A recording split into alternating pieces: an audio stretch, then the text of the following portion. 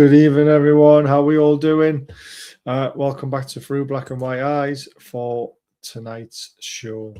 We are obviously, again, talking about a defeat, which is fantastic. It's what we all love, isn't it? But before we get into that and I bring the guests in, I just want to say an absolute massive thank you to everyone who turned up to the charity night and made it as fun as it was. Obviously nerve-wracking to start with for myself, but we got through it. And just a couple of pictures for you. Graham Bailey was absolutely fantastic on the mic for an hour, talking about the stadium. Are we staying? Are we going?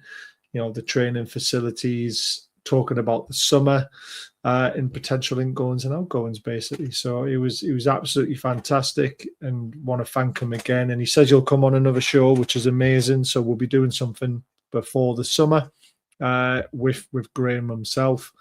So yeah, and then obviously we had Supermac and Gibbo,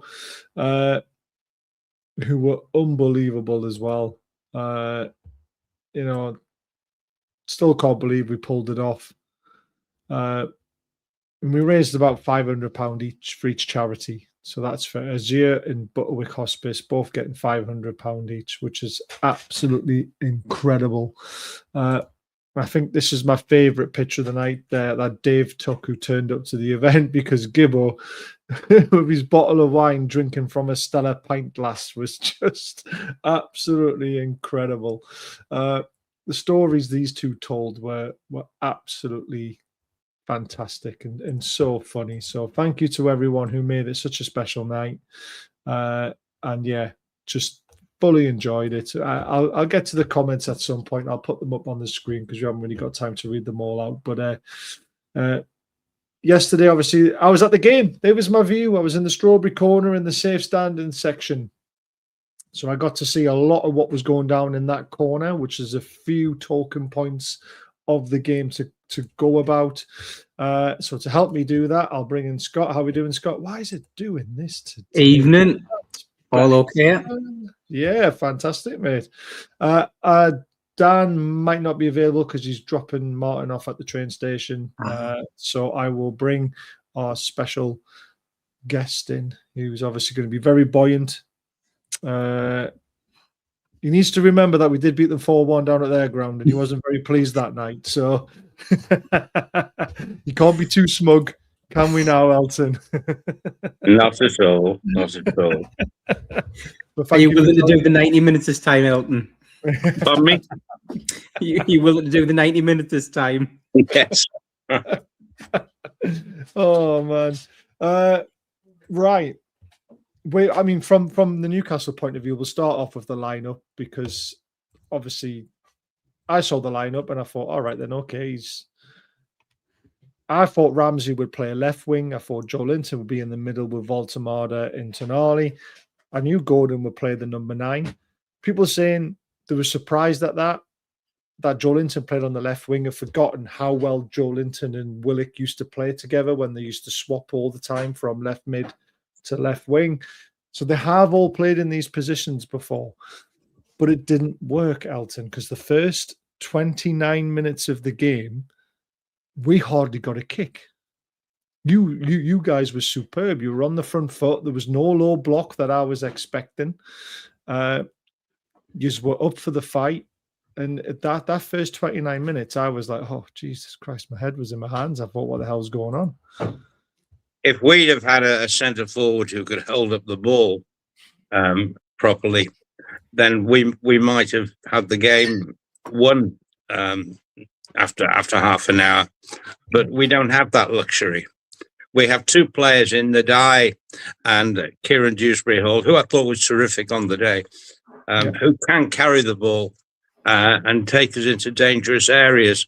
But that's where it seems to come, go amiss, because we haven't got a centre forward who can control the ball, and bring others into play. That's what Everton are lacking. Although, yes, we did score 3 goals to your 2, but we could be so much better. That's no consolation to you guys, I'm afraid. But it just shows we should have got a bit of a pounding in the first 29 minutes. I mean, well, what did you make of it? I mean, were you surprised by the setup at all? Because I personally wasn't. The only thing I was surprised about was Joe Linton playing left wing and Ramsey playing in the centre. Because I thought Ramsey's played out on the left before, and Joe Linton's natural position, as we know, is an 8, and he's better in that position. Well, you're closer to it than I am, as far as the Newcastle lineup was concerned and the way you set up. Yeah. I'd be worried if I were you about Walter Marder. I just don't see what he does. I know he hit the ground running and scored some great goals when he first got into the side, but I don't see it now.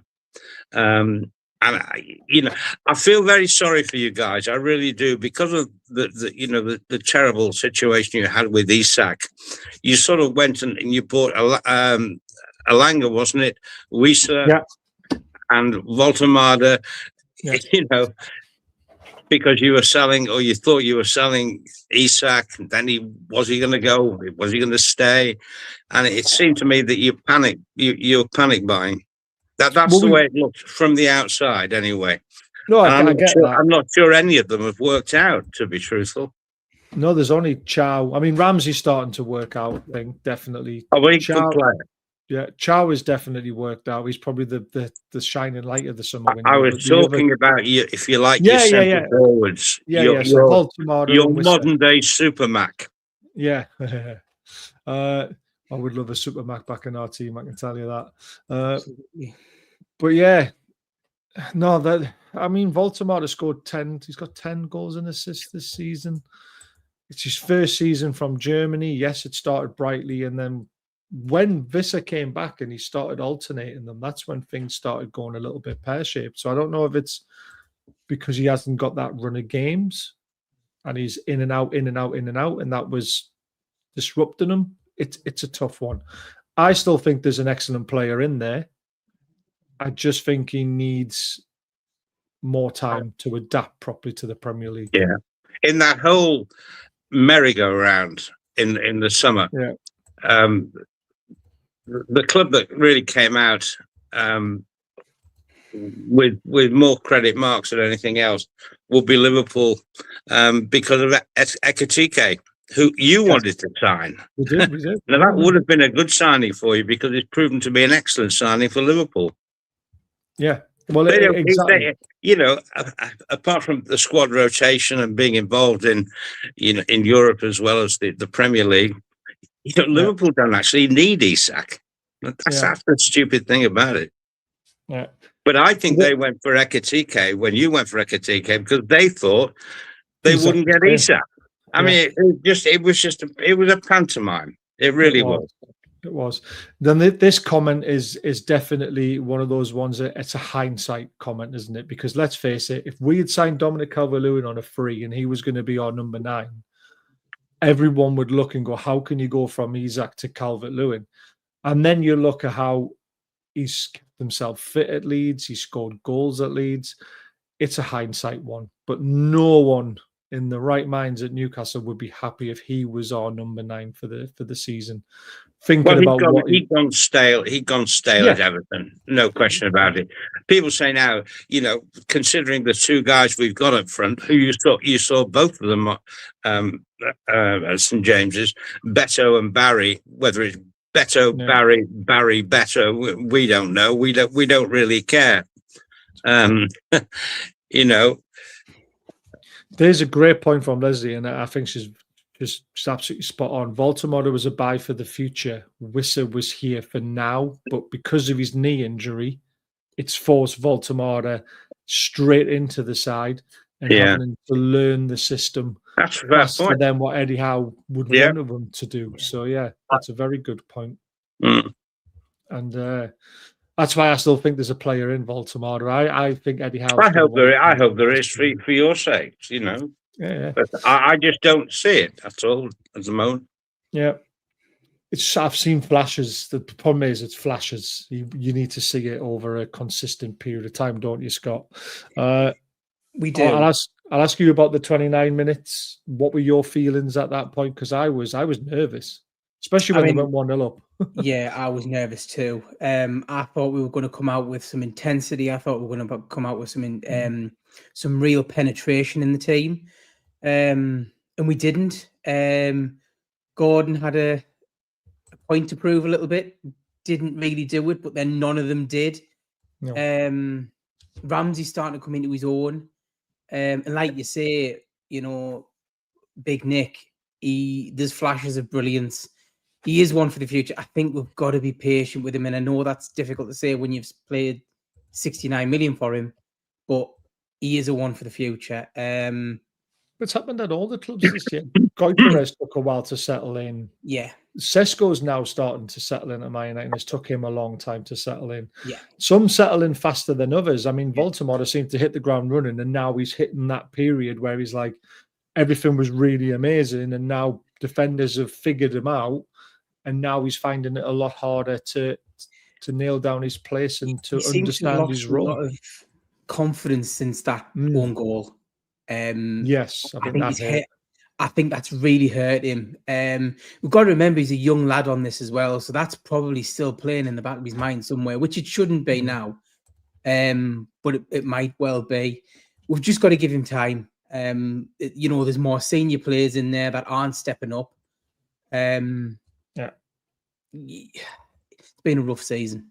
Everton were good though. They were brilliant in the first 29 minutes. Let's not take anything away from how bad we were. Everton were very good, and I didn't expect them to be very good because over the past few seasons they haven't been very good.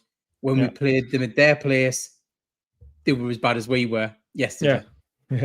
Yeah. I mean, the one thing I will mention, all 3 goals that they scored, I think are avoidable. I really do. Even the corner. So the corner, it's a good front post corner. Yeah. One, we let the attacker get in front of our defender. Yeah. Second, we haven't got a man on the back post. Well, I said this when I watched it, and I thought, why isn't it? It was Dan Burn. Yeah. Why wasn't he on the back post? I don't see anyone on post these days. Kieran Trippier should have been standing on the back post because he's a small guy. He could have just kicked it away. That was a rehearsed move that caught you cold, basically, because all the tension was on Tarkowski and Pope, and one of your defenders, I forget which one, doing the old, doing the wrestling, all the wrestling malarkey that goes on nowadays in the 6-yard box. They were concentrated on that, and then of course Branthwaite made I thought was a terrific run and header. I take your point about a player on the far post, but that doesn't always happen. Not always. Not these days, but it used to though, didn't it, Alan? We used to always see players standing on the post. Always a player on the near post and the far post, whichever way you want to look at it. Yeah, and I don't know why that stopped because that was a rehearsed goal which came off. So I think you've got to give a little bit of credit to Everton for that. Oh, definitely. I just think avoidable. That's when you look at it from our point of view, when you look how he conceded the goal. Sure. Because no one's on the back post. I'm thinking, if someone's there, he just boots it off the line. We miss Fabian Shaw. We do. We absolutely do. It's going to be out for a while. So after 29 minutes, Eddie Howe realizes things aren't working. He mixes things up. He puts Gordon on the left wing. He moves Joe Linton back into midfield. He puts Voldemort up in the number 9. The game shifts. I thought we were much, much better. We were starting to come back into it. We were getting more of the ball and a bit more control of it, which is what you want at St. James's Park. You want to get the crowd going. And then Ramsey gets a lot of luck. You really couldn't find a way through no, definitely better. We played sort of, if you like, a back 4 and then 5 in front of that. Now, there's a bank of 5 and a bank of 4. And you could not break that down, basically. No. That's where you probably missed Gumaresh. Yeah, this is the Newcastle problem. In those situations, you didn't have anyone to unlock that. Everton did it very, very well. And if you check over the past few months, Everton away from home have been playing that way, and it's been very, very successful. Yeah, no, You're not the only ones who couldn't break that down. Yeah. Yeah. I mean, we even struggled to get down the wings at times. I mean, Alanga was trying his best. God knows how many times he tried to go past the left back and couldn't get past him. He's a very good defensive left back, but that's it. If he crosses the halfway line, he has a nosebleed. He did his job yesterday, though, didn't he? He did his job very well yesterday. Very, very defensively. He's excellent.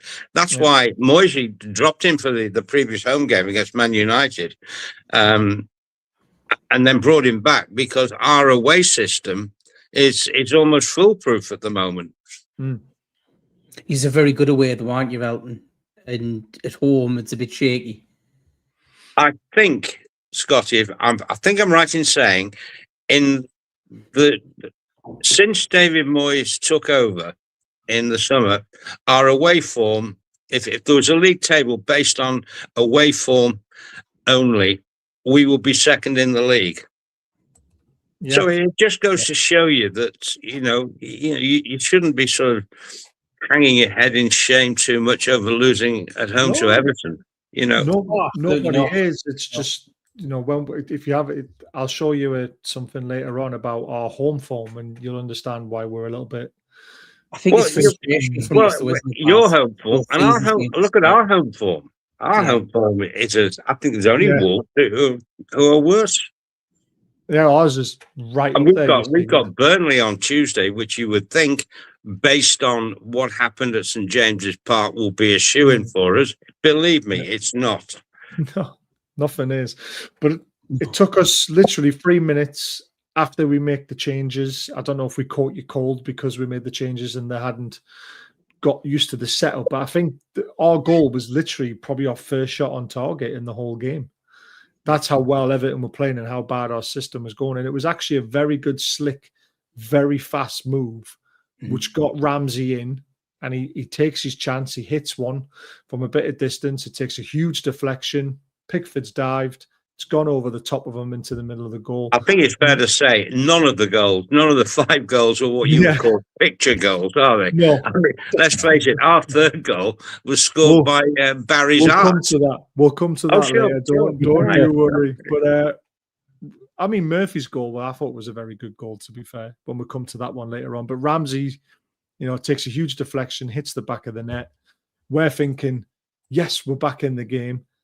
And then literally within, it says 2 minutes, but by the time you've got all the celebrations out the way, you're probably looking at like 60, 70 seconds. It took you to go back into the lead again. And it's crazy. How can you get yourself back into the game and then concede like we did? It was, I mean, I like Nick Pope. We all had Nick Pope Day on Twitter. But he's now starting to show signs of it's getting time to retirement nearly, or time for him to move on. Because when that shot comes in, I mean, there's no danger for me. The ball I think it was it McNeil who hit it? McNeil controlled the ball very, very. Yeah, McNeil, he controlled and turned very, very well. But his shot shouldn't have caused Pope any problems at all. No. I mean, if he should have held it, but if he didn't hold it, then certainly push it out. Push it away, Push it away. But, I mean, he just presented it to Beto, so. Yeah, and I mean... When I watched it, was it raining at that point, Baz? It was a little bit of dew in the air, but it wasn't anything. Don't make an excuse for him. He should have pushed it away. It's not an excuse. I was thinking, There's no excuse. Was the catch not on because it was wet?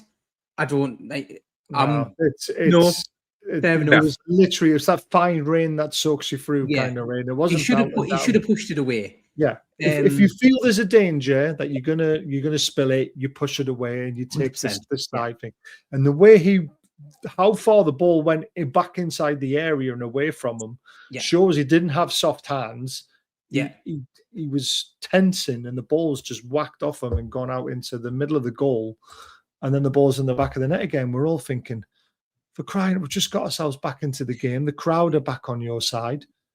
And then you throw it away like that. We thought Beto would miss it.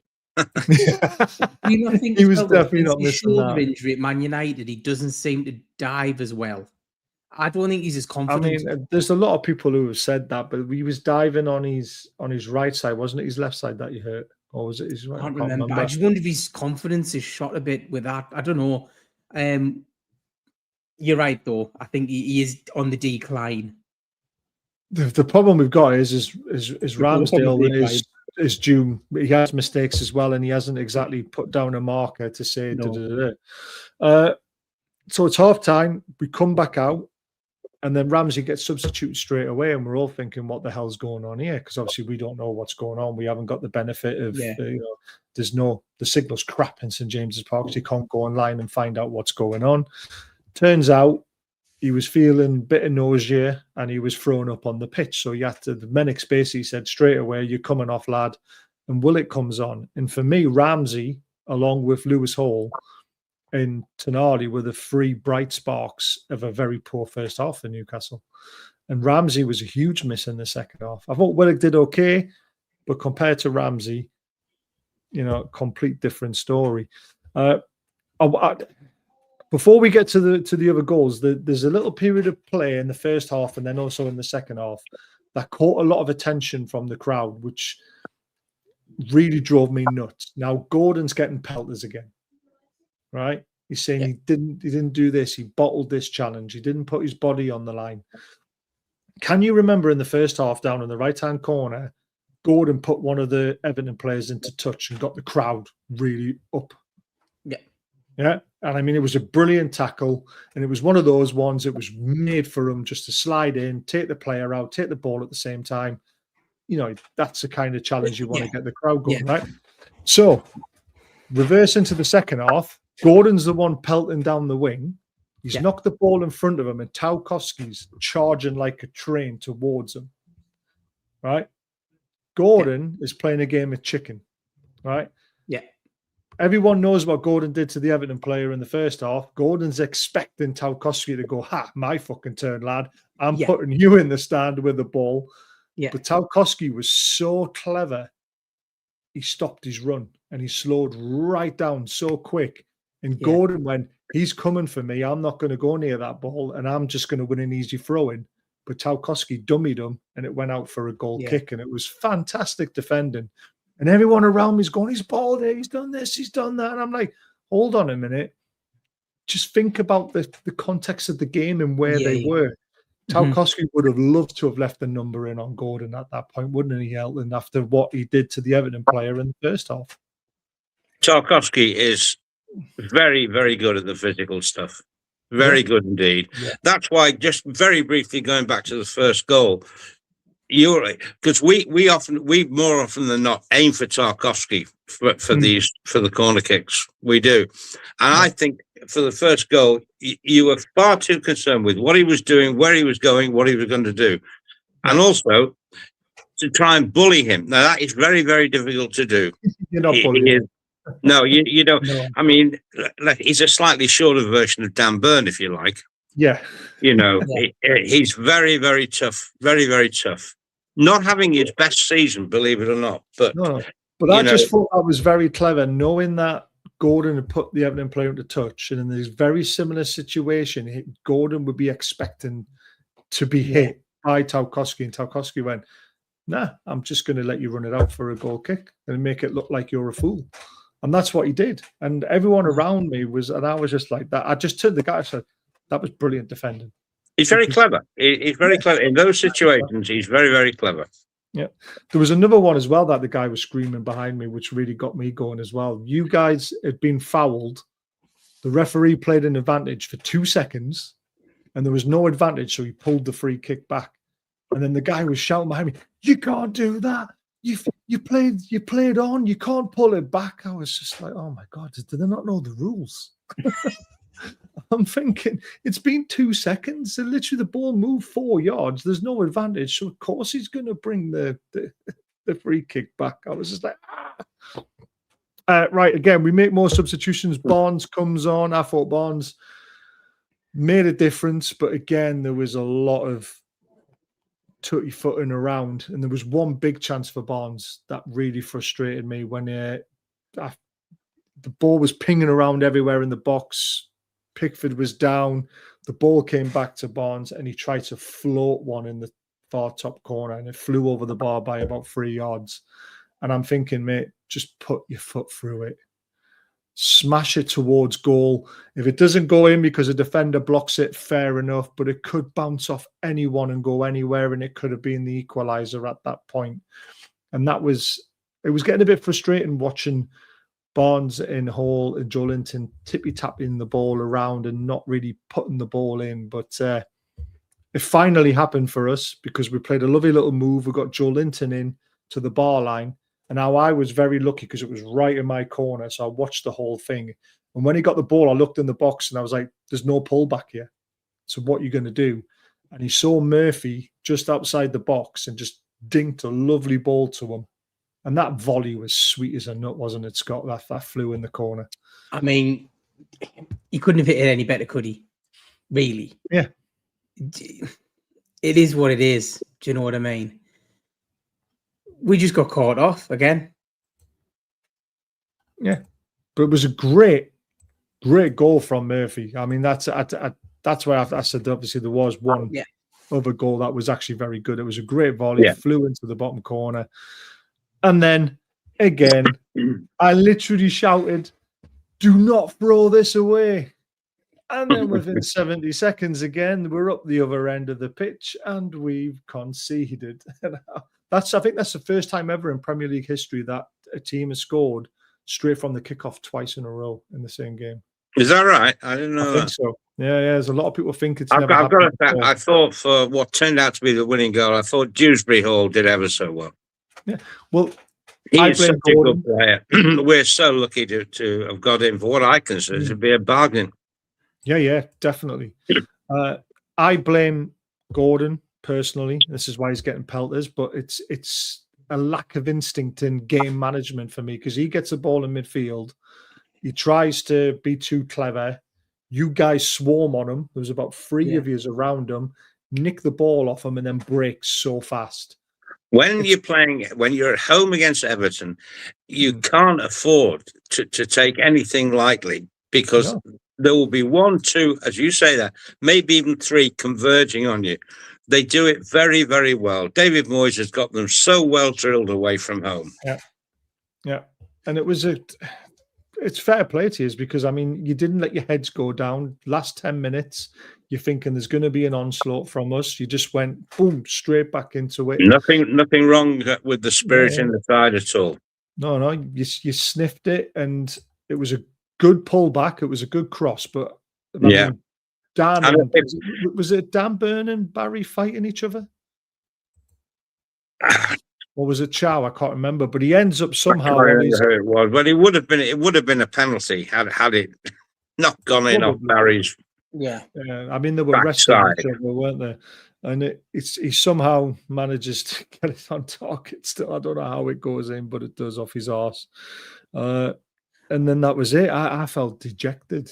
I just don't know, Bazza, how you go from the Murphy goal to the kickoff to concede again. They're just switching off. You can just see they just switch. And this is what I said on X, like game management, total lack of concentration. Like Eddie can't do anything about that. That's not coached. No, the silly mistakes aren't coached either. No, they're not coached. The lads have got to stay switched on, but they've always said, you score a goal, it's the most dangerous time to concede from the kickoff because and we did it twice. We did it twice. So really annoying. So frustrating. And then comes, I thought it was an Alan Shearer volley again, which he did against Everton all those years ago. I'm not being funny, but I've never seen a ball hit like that live. I mean, I wasn't there when Shearer did it against Everton the last, that time. And when Tonali hit this ball, you could hardly see it. It was that quick. How Pickford has managed to get his hand onto that and keep it out. I mean, he's got a bit of luck. It's hit the crossbar. This game will be remembered for that sake. Yeah, of course it will. And we're going to watch it. There's no volume, but we're going to, I mean, look at that. I mean, I've tried to explain to people. Everyone says, but it was straight at him. It wasn't. To the side. It was to the side of him. Because if it was straight at him, he just would have put his hand up and just tipped it over the bar. If that's not save of the season, then I can't wait to see the one that beats it. There won't be a better save than that. Now, I've tried to explain this the best as I can. Now, obviously, you follow cricket, Elton. I follow cricket and love it. I know what you're going to say. And are you going to talk about the Ashes 2015 at Trent Bridge, by any chance? No, just the fact, the reaction time. So for a goalkeeper and a batsman faces a ball at 88 to 92 mile an hour, they get a reaction time of 0.3 seconds over 22 yards, right? Pickford, I reckon, I know he's on the D, but Pickford's probably 2 yards off his line when Tonali hits that ball. And Tonali's just on the D. I reckon he's 20 yards away when he hits that ball.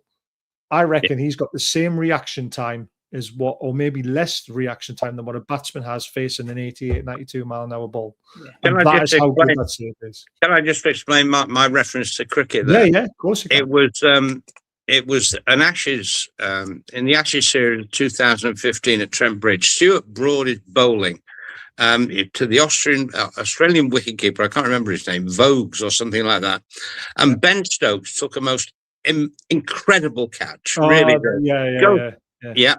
And if you notice, because Stuart Broad was still on his follow through when Stokes caught that, and Stuart Broad went.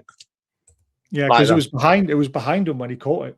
And if you look at those pictures again, you will see Tarkovsky doing pretty much the same thing.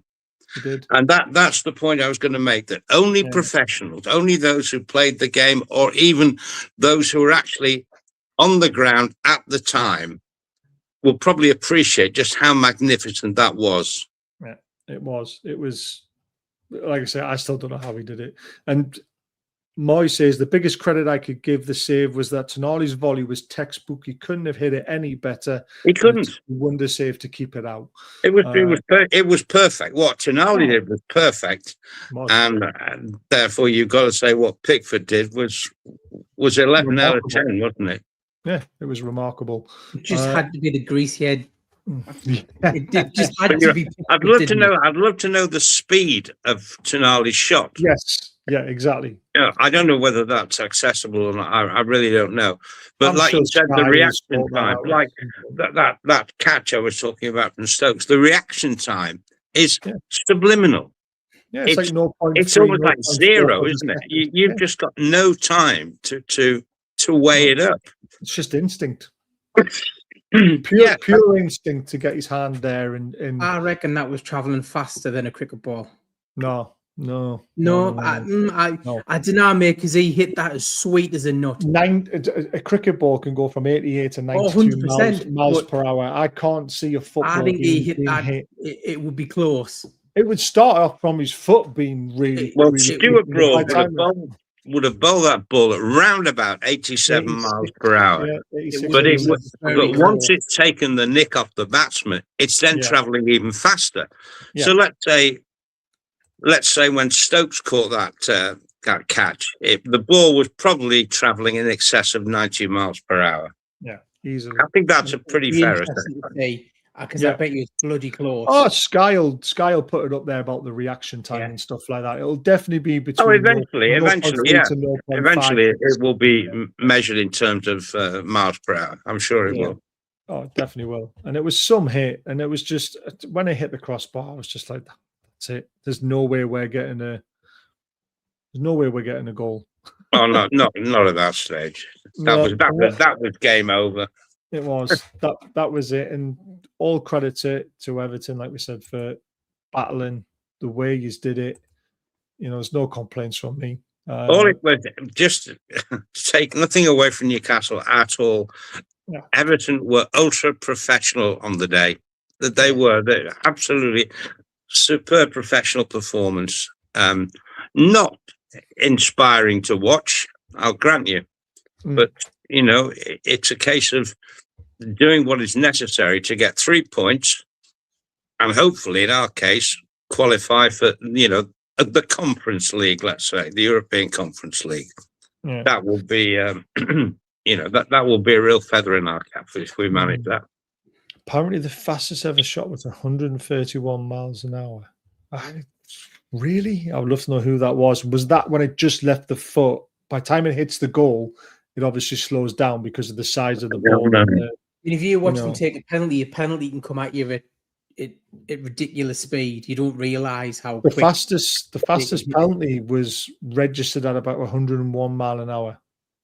I mean, that's the fastest penalty. That's from back in the day. Back in the day, they used to reckon that the hardest shot in football, therefore the hardest kick in football, was by Peter Lorimer. Yeah, and Jimmy Case of Liverpool getting pretty close to that. I think Julian Dix did at West Ham as well when he hit one from a penalty spot. He hit the ball really hard. Thanks, Stu. We'll look forward to coming on your channel tomorrow night to do the Mackhams v Geordies. Obviously, you guys are going to be very, very happy again.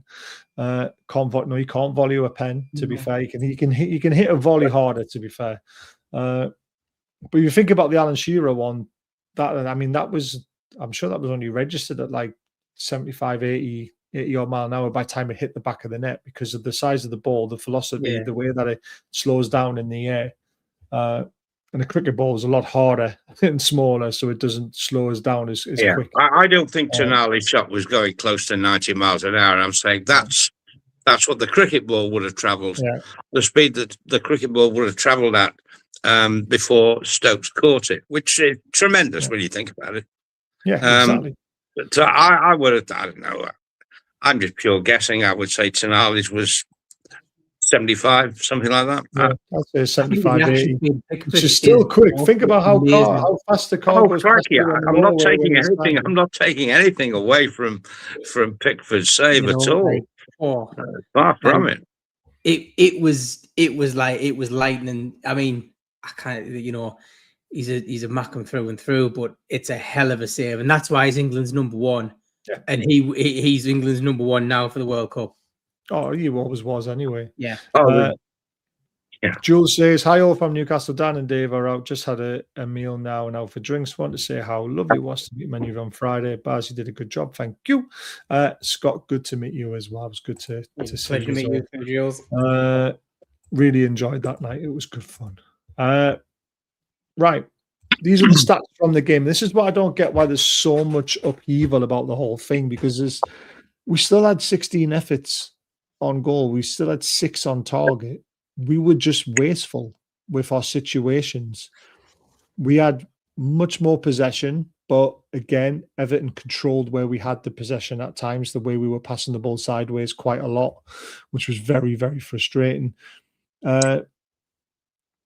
But the difference is I think the way we lost the game, Scott, especially in the last 10, 15 minutes, was Joe Linton fouling, arguing, wasting time arguing with the referee. What was he playing at? When you're losing, that's not the time to become a dickhead like he was it? But the problem is, though, mate, our fans love it. Our fans love it. We were not loving it at that time. I'm telling you. You're the smart. You're the sensible. Even in the ground, people were groaning and saying, "Get away from the referee." Do you know? I I've said it a few times. It's getting sickening now. He wants to fight the world. He wants to, and you think, mate, stop. Like, you need to play football. It's time to now put your feet, shut your mouth and play with your feet. I think it's time for him to go. But I've thought, if you don't want him, we'll take him. Yeah, there we go. I tell you, I wouldn't want to get rid of Joe Linton, but he needs to learn when to fight his battles. That's the He'll never learn now. He's a bit of a liability now, Bazza, but he has been for a while. You want players who've got, not all of them, but you want some players who've got a touch of devilment. Yeah. You do. And that's why he was missing from the midfield in the first 30 minutes, because Everton were finding it too easy to get around us. Very, very simple. I thought, and Dai, I thought he was brilliant again. There was a lovely little clip of him flicking one. It was his best he's been since the AFCON. And I would have to say the same can be said for Ghana. They haven't come back the way that they were before the AFCON. But signs are certainly yesterday that they were back to being more than half decent, shall we say. Yeah, very, very good. Who was your man in the match for Everton, Elton? For Everton, I would have to say Kieran Dewsbury-Hall. Yeah. So I always try and give it some player who can create something going forward. I think it will be easy to say, Branthwaite, or I thought O'Brien, who Evertonians hate playing at right back, but you tell me what he did wrong at right back. Not a lot at all. Exactly. I would have thought. I think most people would say Branthwaite, and not just because he scored a good goal, but I like Kieran Dewsbury-Hall. I think he's a terrific player. What an asset he's been for us. I thought he was outstanding on yesterday. Yeah. Scotty, your Newcastle man of the match, if there is one. It's hard to pick one, isn't it? I think there was one player who stood out. Who have you got? Louis Hall. Louis Hall. Yeah. I didn't think he had his best game. He was still very good, but I don't think he had his best game. None of them did. I'm a big fan, as Baz knows. I'm a big fan of Louis Hall. I think, yeah, he was probably the standout. I'll give you that one. Yeah. I mean, Ramsey, if he didn't go off, I think he was having a very good game. Ramsey would have got it had he stayed on, and I think losing him was a big loss to our midfield, absolutely. But I think Louis Hall was, he was constant threat down the left-hand side. Yeah. Battled all the way through the game. I thought he was one of the bright sparks. Tonali was very good too. Tonali was excellent. Trying to make things happen. Yeah. I just love watching Louis Hall play football at the moment. What did you make of the Dan Burns situation, picking up the Everton player and trying to chuck him off the pitch? I thought that was quite funny. It is, but also at the same time, a little bit stupid as well. Like very stupid, yeah. At the end of the day, you've seen it at Arsenal. Nobody liked it, and I mean, Dan Burns literally hauled him because Dan Burns a big fella.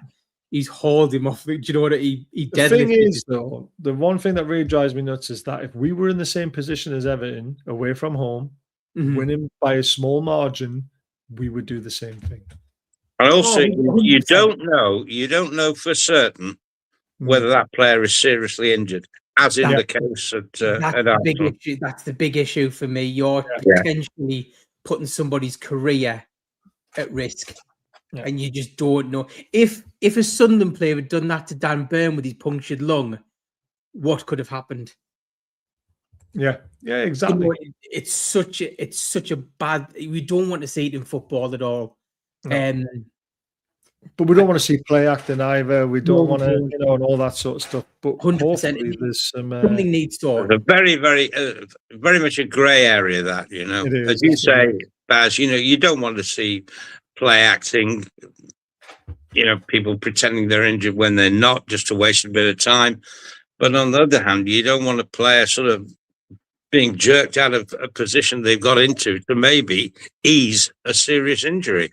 Yeah, absolutely. It's a bit of a grey area, but I would say, it shouldn't be allowed that a player physically has to manhandle someone to get them off the pitch. I just think that should be taboo. Yeah, absolutely. Right. This is the reason why I think a lot of people need to just calm down a little bit and remember we've actually got the 4th best home record in the Premier League this season. This is the amount of points per games just at home. And this is difference in Premier League's sides this season. So, Sunderland have got the best home record. They've been absolutely phenomenal. So have Leeds. Very unlucky not to get something against City yesterday. But we're 4th in that list, even though we're having a really bad season compared to the standards that we've been set and what a lot of people expect us. I can't actually see that, but sorry to interrupt. I can't see it. Where are Everton in that? So Everton are second bottom. Nah, it's only Wolves, presumably at bottom. Spurs, is it? All right. Yeah, this is just home. This is just home games. I get that. So we're worse than Wolves at home. Yes, Good heavens. Wolves are actually not Good that Lord. bad. 2, 4, They're at the 6. bottom of the positive. Well, They're second eighth. bottom They're, positive. they're eighth from the bottom. And then Liverpool are just I ahead as knew Wolves. I knew we were next to bottom, but I just assumed Wolves were bottom. Tottenham are worse. Good heavens above. Yeah. I think So they're going it's down. crazy. I mean, Chelsea are 6 from bottom. It's really very interesting. That Yeah. wish I could see it. Yeah, it's. I'll send you it in a message. You can have a look at it afterwards. Cheers. But yeah, it's an interesting table because Sunderland are top and Leeds are second. And then when you think about where Leeds are in the league, it just shows you how bad their away form is. But and stuff two like of the that. newly promoted clubs are top and second. Yeah, It's a home form that saved them, though, mental. isn't it? And that's, You'd our have got home good form odds on that at the Yeah, start of the season, wouldn't you? you definitely would have. This is another thing that's driving me nuts recently, and I mean the guy's got an absolute idiot of a handle, but basically I got called a knobhead. Basically, knobheads like you weren't blindly supporting a useless manager, then we wouldn't be in this position. Piss off back to Durham or wherever you're from and stay there. So obviously I'm from Whitley Bay, which is, I live in York now. And then this idiot down here gives it a thumbs up who's been to one Newcastle game in his whole life. So, this is the sort of thing we have to put up with. Keyboard warriors, don't worry about it. No. It's funny, though, because I get people have got different opinions and you're allowed to have your opinion. But this whole Eddie Howe out thing, Elton, Listen, you've said to me as well, it's crazy. Be careful for what you wish for. Look at Spurs. Really. Look, well, and I'm not just saying this because he's now at Everton, but look at West Ham and David Moyes. Look at what West Ham achieved under David Moyes. Exactly. Avoided relegation. The next season, they qualified for the Conference League, and the season after that, they won it. Yep. Good heavens. Would a West Ham fan want David Moyes back now? Of course they would. What? I mean, Moyes and Everton's just like, it's just like bread and butter, isn't it? Like, they just go together really well, don't they? Moyes shouldn't. If Moyes never left for Man United, Everton would have had Europe before now. Oh, easily. Oh, we didn't have Europe, yeah. Whether we'd have won anything is a different matter. Yeah. You never know. You would have been in a better place than what you have 100%. been recently. So, I think that's right. But I think also it wouldn't surprise me if Everton went in search of a new coach in the summer. It wouldn't surprise me. Yeah, I hope not. I hope not. I hope he gets another year. But I understand where Elton's coming from because we spoke about this quite a lot privately. So I get where he's coming from. This is where the league table looks now. I've obviously knocked the top off and the complete bottom. Someone said it's tweeted out, we're only 11 points off relegation. So I had to then point out we're only 10 points off eighth. Off six, sorry. We're only 10 points off six because Chelsea got beat again today. So your glass is either half full or half empty when it comes to Newcastle. There's a lot of people with half empty pint glasses at the moment. Mine, I still look at it half full. Because you pointed out our home form a couple of minutes ago. Imagine if we went second to bottom of the home form table, where we'd be in the league now. Yeah, well, exactly. We wouldn't be dreaming of Europe. We'd be there. Yeah. I think we've got one of the worst away. I think we've only won twice away all season. So if we had actually put in better performances away from home, we'd also be in that top 5 and top 6. And if we hadn't lost the tight games that we lost, like Liverpool in the 97th minute, Arsenal in the 94th minute, that's what football's all about. And if we hadn't made the individual errors that we've made this season, exactly, it's the individual errors that's cost us that he can't coach. I mean, I'm still very confident we could reach 7th this season if we pull a string of results together. But I'm also realistic that we're probably going to finish between 9th and 11th because of the European run, because we're still in the FA Cup as well. All the games are coming thick and fast. And we've got Man United on Wednesday night, who were a rejuvenated Man United now in 3rd. I think we beat them. I think we beat them. I've got a sneaky feeling, mate. Got a sneaky feeling. This is perfect. Everyone is entitled to their opinion, but Is that home or away? Exactly. Home on Wednesday night under the lights at St James's Park. So they haven't beat us at St James's Park for a long time. But again, the run that we're in, our heads are going to be down a little bit, or they're going to pull themselves out of it. Because then we've got Man City in the cup as well. They're now playing. I mean, I saw the game today. They're now playing with incredible belief. Yeah, exactly. They were a little bit fortunate today because Palace had a player sent off and conceded a penalty in the process, which allowed United back into the game. It was never a penalty either, because the foul, really the part of the foul started outside of the box and the Man United defenders dived into the box to win it. I thought it was I thought the two things combined was very, very harsh. Yeah, very soft, personally. To get a penalty when I thought it was, the foul certainly was started, the initial was outside the box, and it wasn't a sending off. No, definitely not.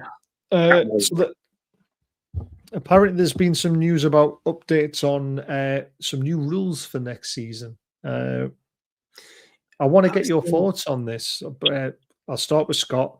So from 2026-27 season, strict new time-wasting rules will be introduced to speed up the game. So first one, if a team delays restarting play, possession will automatically be given to the opposition. Now, it'd be interesting to know how long it is before they then reverse the decision. A delayed goal kick will result in the corner of another team. Now, I like that one because that stops the goalkeeper from... We've got that one now. Yeah, well, no, we haven't. We've only got it when the ball's in the keeper's hands and he's got 8 seconds to get rid of it. This is from isn't it? Yeah. This is from a goal kick as well. Right. So it'll be for both. So this will stop what a lot of people do, where they go, "Oh, defender will take it," then the defender goes, "Oh no, I'll run up the pitch now," and then you've got to wait for that defender to get up there before the goalkeeper then takes the goal kick. So that's going to speed that up a little bit. A delayed throw-in will be awarded to the opposition. So if they take too long, it's like, boop, right, next team's got the throw-in instead. This is quite, again, I don't know how they're going to marshal this, but if a substitute player takes more than 10 seconds to leave the pitch, his replacement cannot enter immediately, meaning the team will play with one fewer player for 60 seconds until the ball goes out of play. So they're the rules. Scott, you have your first say on it. I think it lasts 2 weeks and then we go back to where we are now. I think it's an absolute crock of crap. It ain't going to work. They can't do the rules as they are now. So complexing them even more, it ain't going to work. I don't know what you think, Elton, but I think it's an absolute crock of crap. Scotty, I'm just gobsmacked. Trivial issues when there are major ones to be sorted out, like handball. Yeah, oh yeah, no, I get it. Completely. Go back. I mean, I did actually see Match of the Day last night, and your old stalwart Alan Shearer saying, "Listen, let's just go back to deliberate handball. It's simple." So these new rules, which will need technology as well. It will depend on the implementation each time by the referees. The one referee will do it, the next one won't. It's just opening the door for inconsistency amongst referees again. Yet another thing.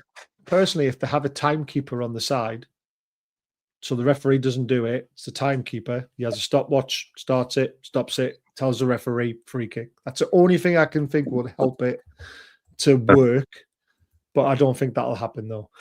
Even that rule says opponents should be a certain distance from a free kick. Rarely happens. No, I get it. I mean, even with the restart from the goalkeeper could have the ball in his hands for 25 seconds and it won't be given as a corner if an impeding player is in front of him and stopping them from getting rid of it.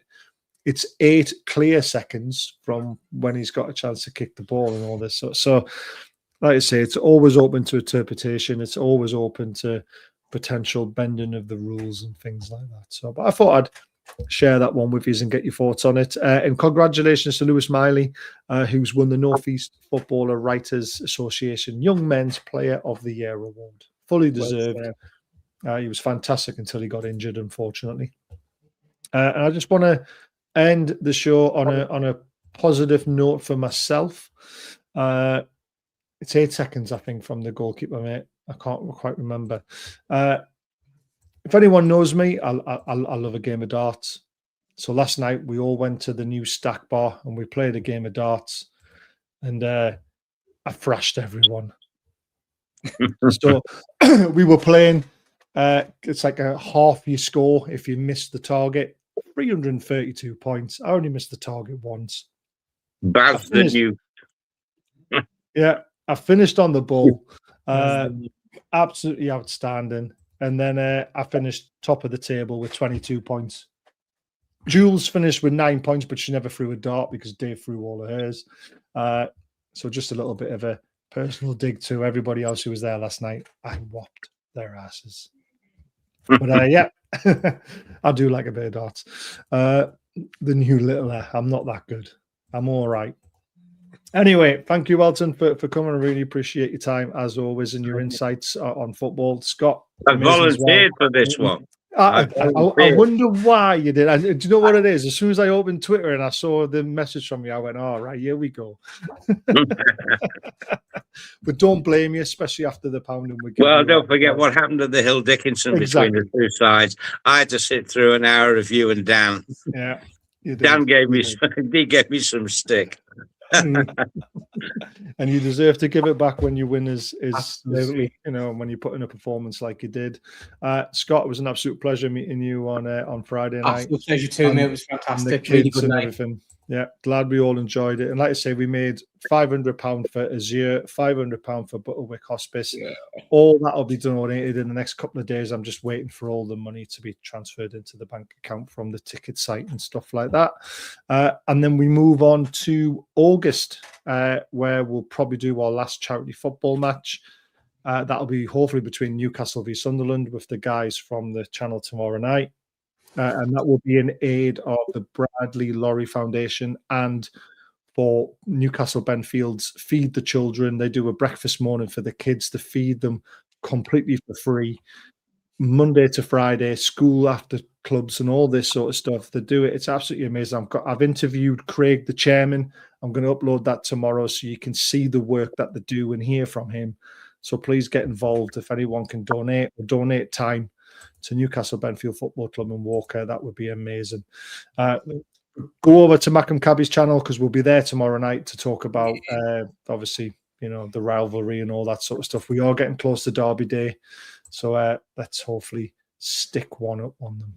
Fingers crossed. Absolutely. Well, thank you very much, everyone. Good night, everybody. Cheers, Scotty. Bye. See you later, Alan.